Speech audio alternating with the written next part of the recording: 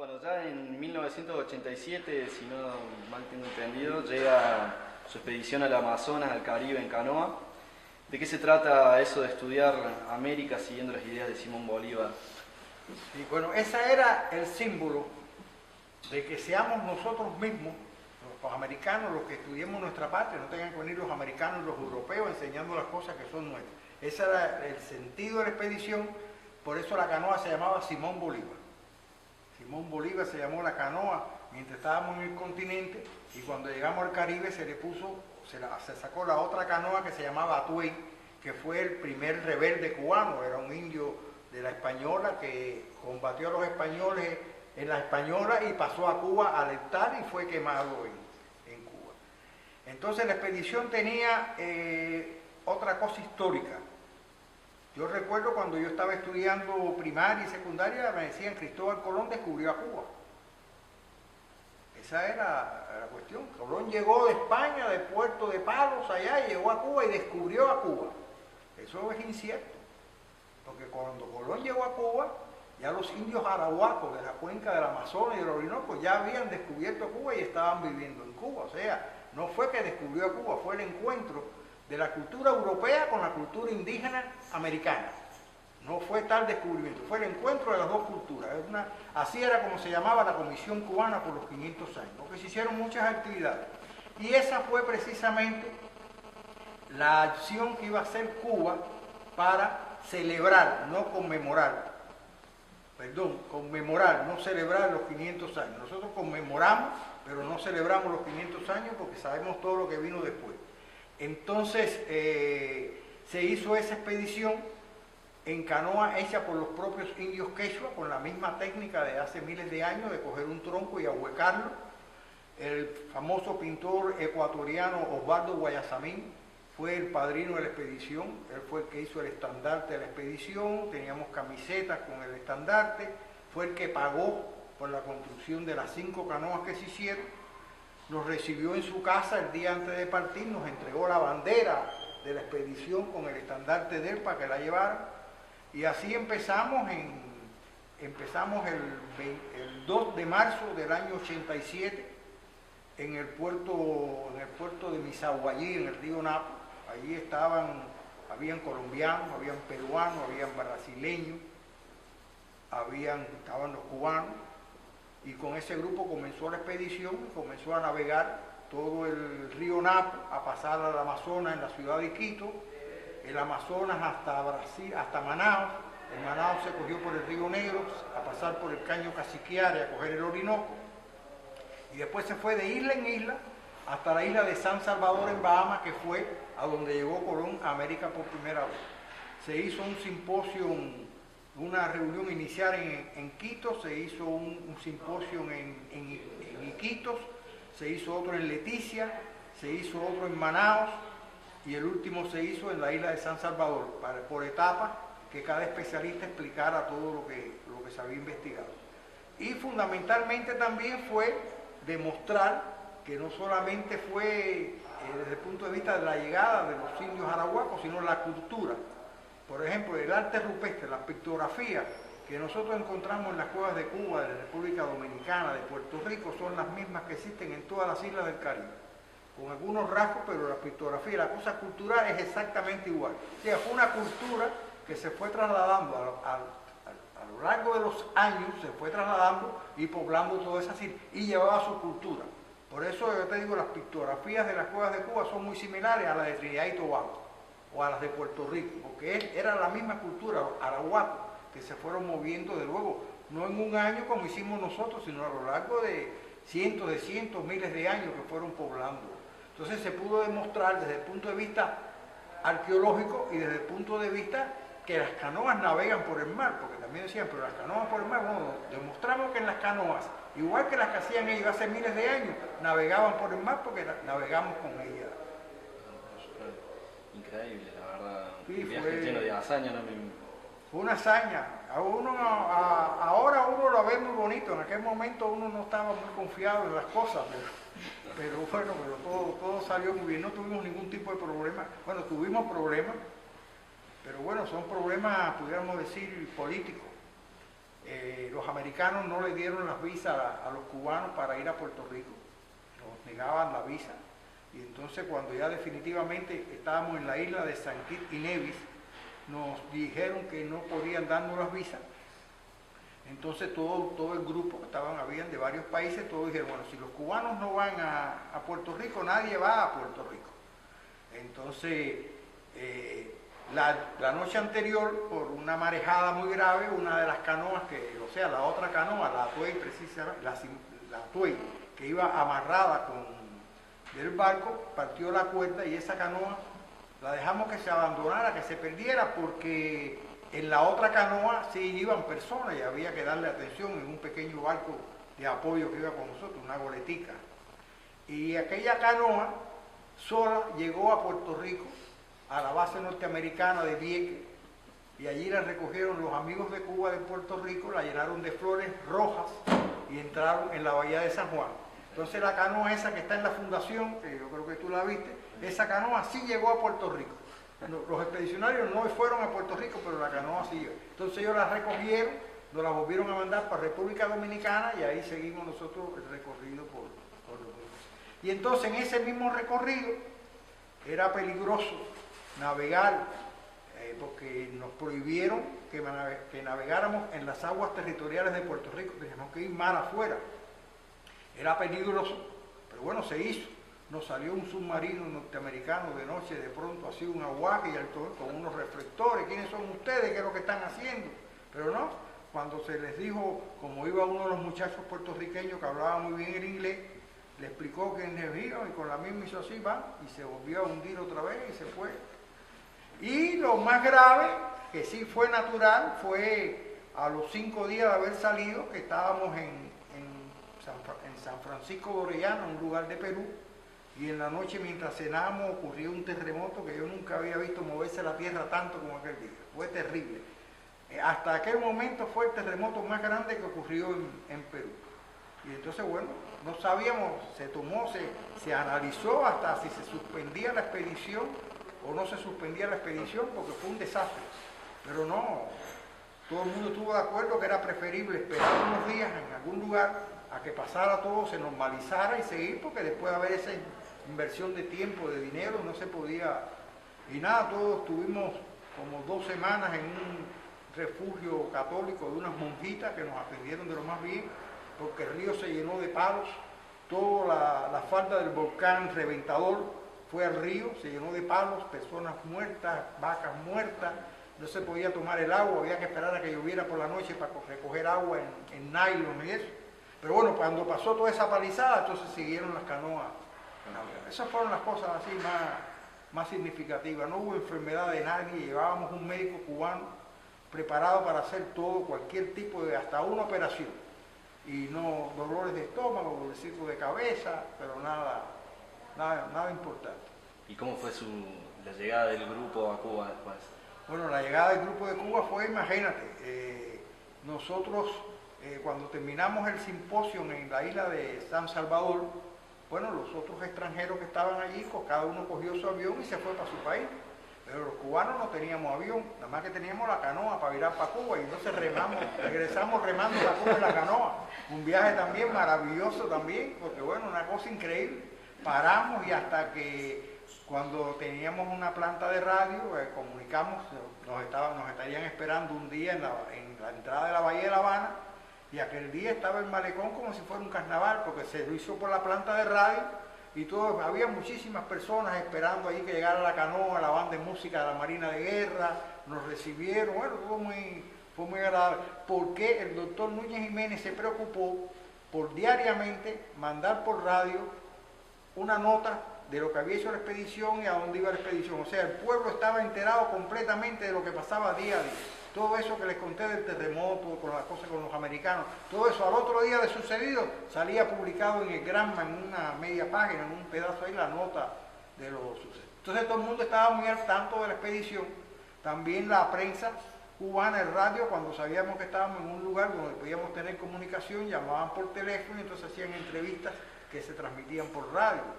Tuvimos mucho apoyo y ya te digo, fue muy bonito aquello, llegar a la bahía y ver aquello. Bueno, y su labor actualmente está centrada en como vicepresidente de la Fundación Antonio Núñez Jiménez, ¿no es cierto?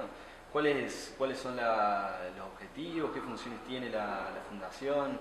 ¿Y cómo surge más que nada Claro, esto? sí, mira, después que el doctor Núñez Jiménez terminó su misión como embajador de Cuba en Perú, que fue en el año 77, él comenzó a funcionar como viceministro de Cultura.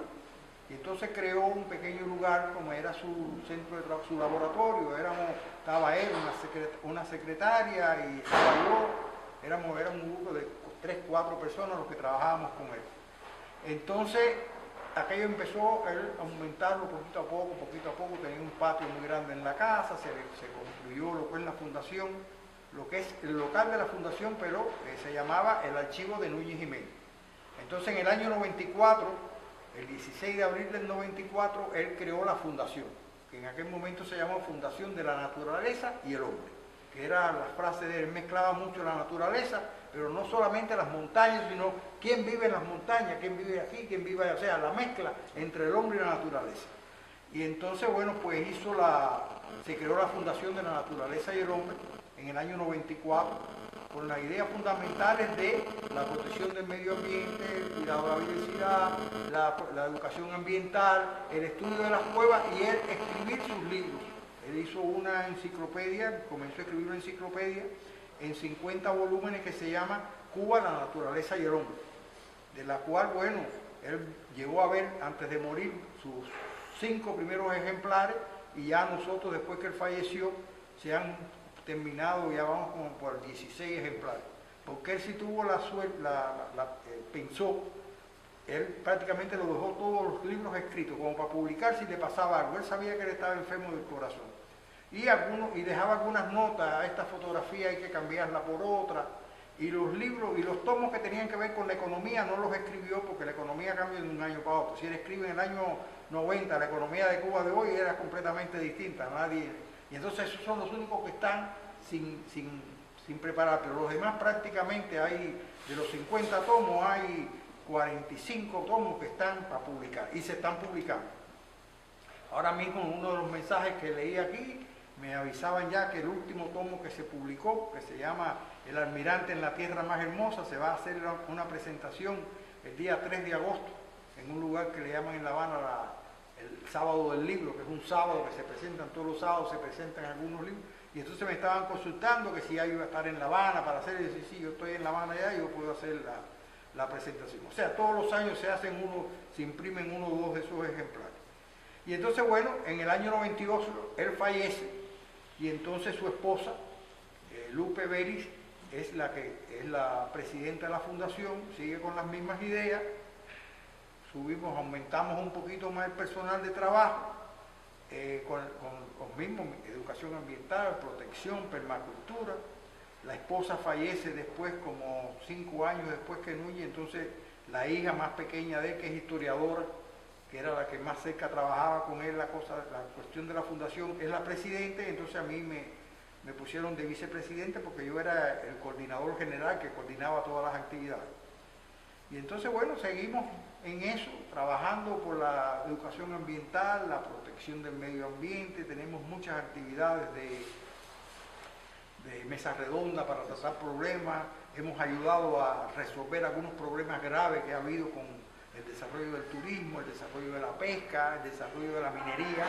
La minería en Cuba hay una parte que nos ha afectado mucho, la parte del níquel, sobre todo porque el níquel en un momento se puso por las nubes y entonces querían sacar más níquel y tuvimos que ponernos un poco fuerte, no solamente nosotros, sino otras organizaciones también proteccionistas, de que no podía ser así, tenían que tener el compromiso de que después que sacaran el níquel tenían que reactivar toda esa zona, no podían dejarlo el desierto lunar ahí, había que sembrar árboles y eso se está recultivación y entonces siembran árboles y todo vuelve, no tan normal, pero bastante normal. El gobierno tiene esa política desde el 1 de enero del 59, la reforestación, sembrar árboles y árboles y árboles y en casos como estos mineros de que todo se...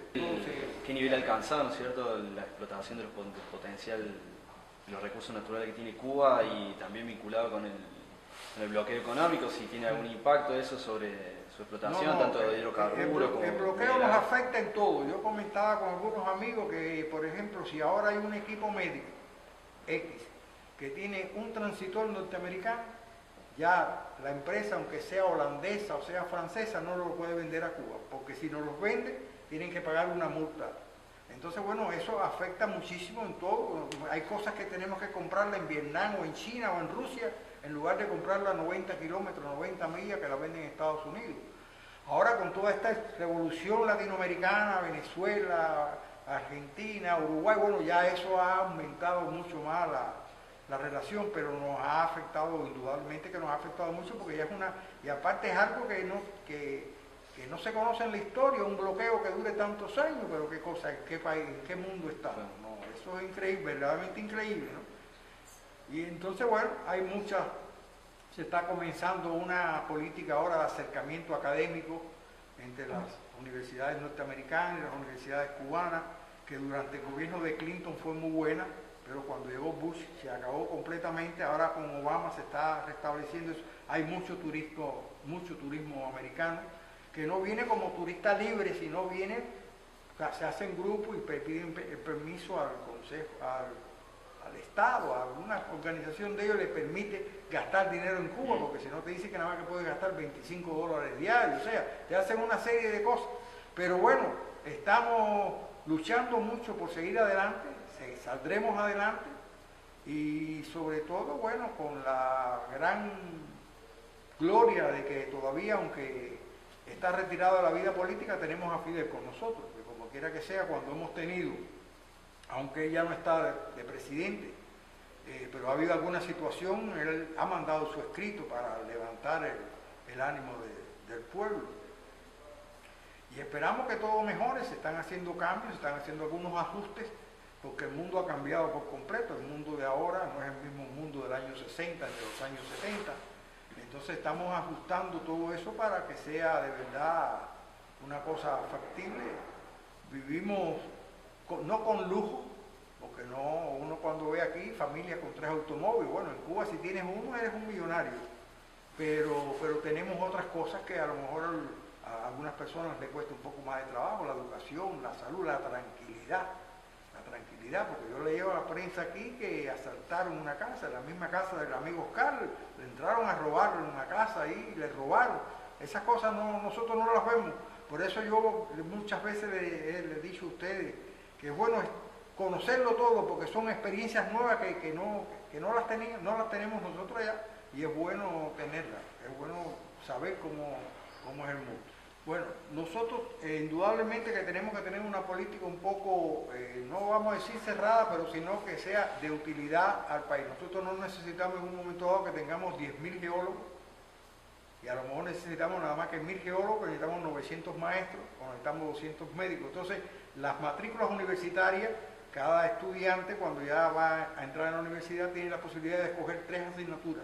La que a él le guste, se ponen una cantidad de asignaturas, y entonces hay limitaciones, y también el reporte académico, los estudios académicos, los puntos que tenga, las notas que tenga, el nivel que tenga en el preuniversitario, eso lo ayuda a uno que sepa que que es una persona muy inteligente, con muy buena capacidad. Bueno, ese va a estar preferentemente al otro que no tiene.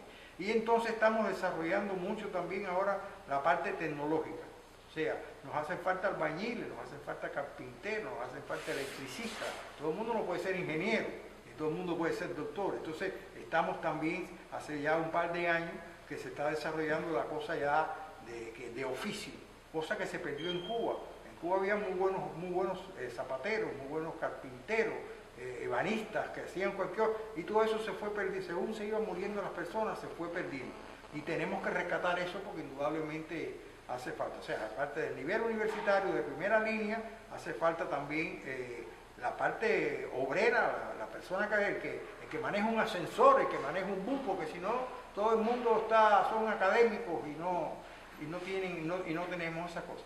Pero también en auge ahora mismo, antes de salir yo para acá, estaban los muchachos que aspiraban a asignaturas haciendo los exámenes de grado para entrar a la universidad, y te sale con tiempo la carrera dentro de las 3 carreras que tú pediste.